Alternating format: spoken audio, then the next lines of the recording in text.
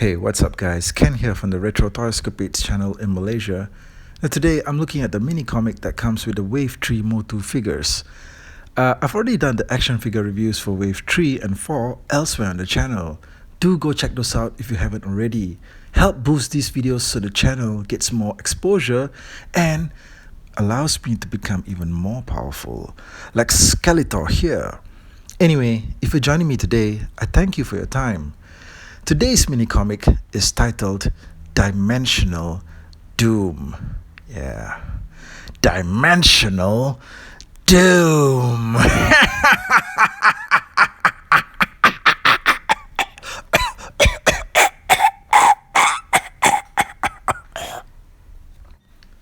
Okay, getting straight into the comic, and similar to my previous mini comic review from Wave 4, we noticed that there isn't any credits page to tell us who wrote and drew this thing, in fact, who inked and colored the thing, and also who lettered the dialogue balloons.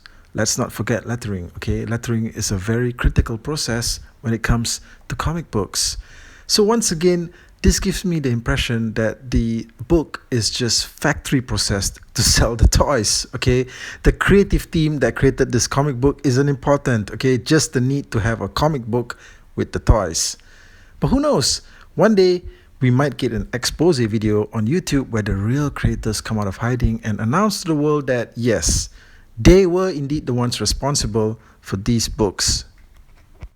Okay, and the art is indeed good. Okay, the art has been consistently good for all of these mini comics so far. Just look at this money shot of this sea monster right here. This is in fact how all good comics should start off, with a huge blockbuster level, big budget action scene. Okay, the story starts with He-Man and Roboto traveling together in the Talon Fighter and trying to stop Skeletor from opening some sort of multi-dimensional gateway that would give him ultimate power.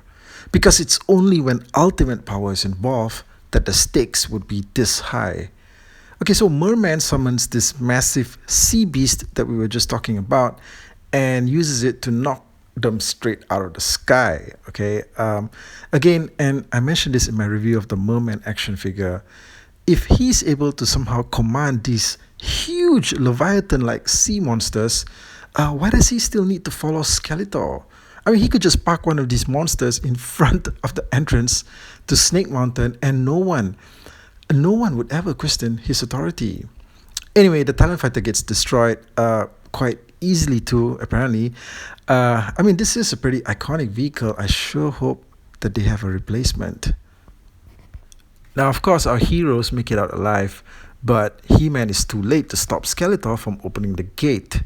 Now, this scene, I gotta admit, got me super excited, especially when Skeletor mentions the word multiverse. Because let's face it, in pop culture these days, it's all about multiple universes converging together at the same time. It's not enough to just have one version of the character at one time. You have to have the parallel versions as well. Now, I kind of thought that for a brief second, we would see all the other versions of He-Man and Skeletor in this scene, where Skeletor mentions the multiverse. I thought we'll see all the other versions of them, like the New Adventures of He-Man version, or the 2002 cartoon version, or even the 1987 movie version. Yeah, but nope. Turns out the multiverse here just means more of the same universe. Yeah, the same universe, but more. Okay, so all hope seems lost. But suddenly, Zodac, the cosmic enforcer, turns up.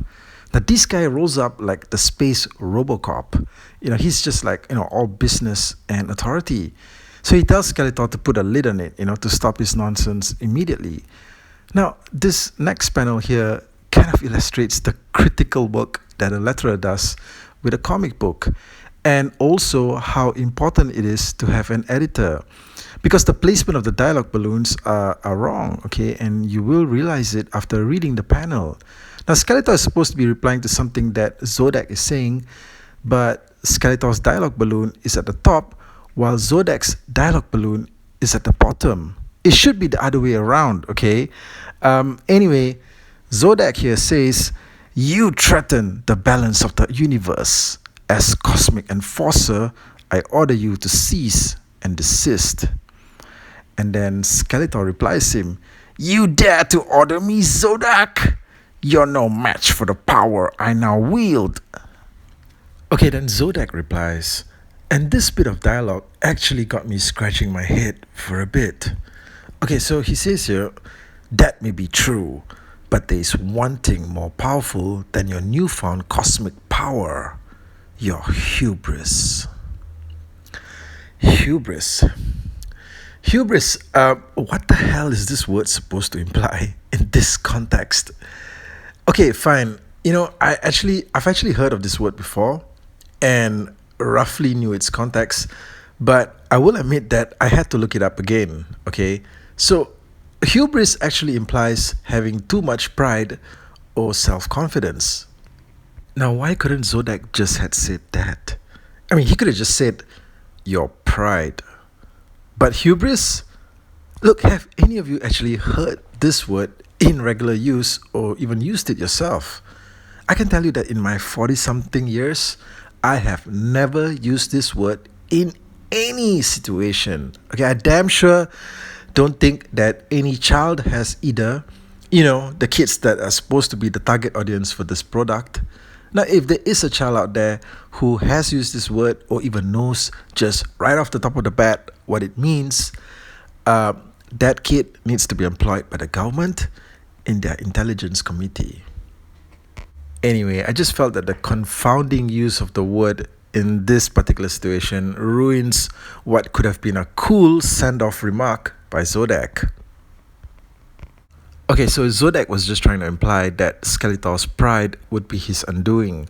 And true enough, the opening of the multi-dimensional gateway also allows our heroes to break through to stop him. Our heroes, including She-Ra, the most powerful woman in the universe, who turns up finally in the second to last page, and both she and He-Man end up putting a stop to Skeletor. Pretty easily too, even though he had all the power of the multiverse at his fingertips. Yeah.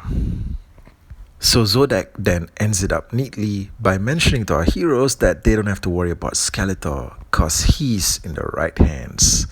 Meaning that Zodac's got it all covered.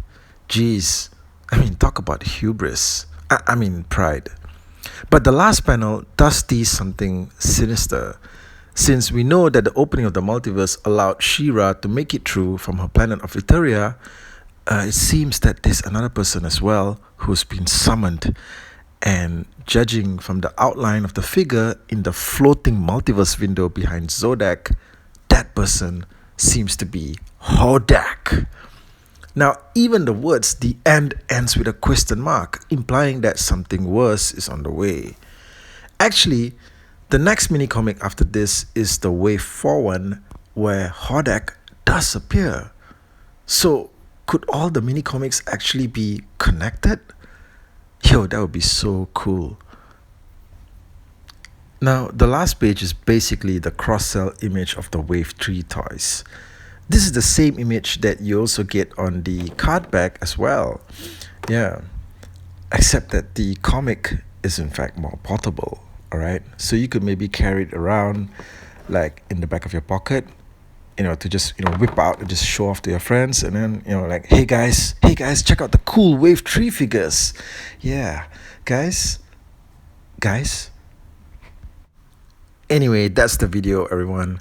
Now, if you actually sat through the entire thing just to listen to me ramble on about this mini comic, I thank you for your time.